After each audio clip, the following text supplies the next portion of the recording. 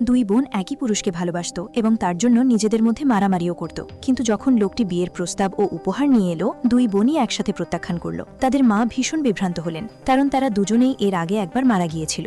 আগের জন্মে মেয়েটি লোকটিকে বিয়ে করে 3টি সন্তানের জন্ম দিয়েছিল, কিন্তু তৃতীয় সন্তান জন্মানোর পর লোকটি নিজে তাকে ইচ্ছামৃত্যুর ইঞ্জেকশন দিল আর ঠান্ডা গলায় বলল যে সে তাকে কখনো ভালোবাসেনি। মেয়েটি সে কাকে ভালোবাসে তা শোনার আগেই মারা গেল। মেয়েটির মৃত্যুর পর ছোট বোনও লোকটিকে বিয়ে করল, কিন্তু 1 মাসের মধ্যেই তাকে নির্যাতন করে মেরে ফেলা হলো। তাই এই জন্মে দুজনের কেউই তাকে আবার বিয়ে করতে রাজি ছিল না। লোকটি তাদের জোর করল না, শুধু বলল সে অপেক্ষা করতে রাজি আছে। তারপর সে মেয়েটির বাড়ি থেকে চলে গেল।